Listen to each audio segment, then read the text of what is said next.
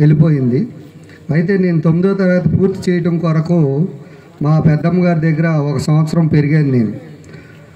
అప్పుడు ఆ టైంలో మేము కొత్తగా ఈ యేసు ప్రభు ప్రార్థనలోకి రావటం జరిగింది. మాకేమీ తెలీదు. అయితే మా పెద్దమ్మ గారు నా చేత రోజు ఒక అరగంట స్తుతియాగం చెప్పించేవారు. రోజు అరగంట స్తుతియాగం చెప్తేనే భోజనం, లేకపోతే లేదు, పెట్టేవారు కాదు ఆవిడ. అప్పుడు ఏం జరిగిందంటే అలాగా నాకు ప్రార్థనలో స్తుతియాగం చెప్పడం అలాగ అలవాటు అయిపోయింది. అలవాటై 9వ తరగతి నేను పూర్తి చేసుకున్న తర్వాత మా ఇంటికి వెళ్ళిపోవడం జరిగింది.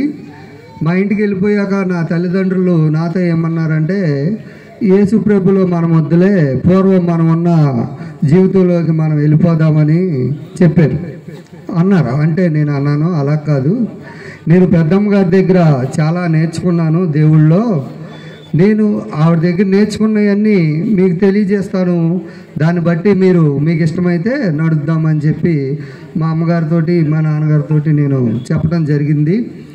అలాగా పెద్దమ్మ గారు నాకు ఏదైతే నేర్పారో నేను అది మా అమ్మ నాన్నగారికి కూడా నేర్పినప్పుడు వాళ్ళు కూడాను చక్కగా అది నేర్చుకొని ఈ రోజున మేము దేవుళ్ళో ఈ విధంగా నడవటానికి మొదటి కారణం ఎవరంటే మా పెద్దమ్మ గారే దానికి మొదటి కారణం. ఎందువలనంటే రోజు మేము ప్రార్థన చేసుకోవటం వల్ల ఆ ప్రార్థన అలవాటు చేసింది మా పెద్దమ్మ గారు. 1 సంవత్సరం ఆవిడ దగ్గర నేను అన్నీ నేర్చుకోవటం వల్ల మా నాన్నగారికి మా అమ్మగారికి ప్రార్థన నేర్పి మా నాన్నగారిలో ఉన్న దురలవాట్లన్నీ మానటానికి కూడా కారణం మా పెద్దమ్మ గారే. ఆ ప్రార్థన అలాగ మా కుటుంబానికి ఉపయోగపడింది. ఎందువల్లంటే మామూలుగా నేను మా అమ్మగారాలతోటి వెళ్ళిపోతే పూర్వ జీవితంలోకి వెళ్ళిపోయేవాళ్ళం. మా నాన్నగారు ఎటువంటి వ్యసనాలు మానకుండా అదే యథార్థమైన స్థితిలో ఉంటూ మేము దేవుళ్ళో బలపడకుండా ఉండేవాళ్ళం. కానీ 1 సంవత్సరం మా పెద్దమ్మ గారి దగ్గర నేను పెరగటం వల్ల మా కుటుంబం నిలబడటానికి కారణమైంది.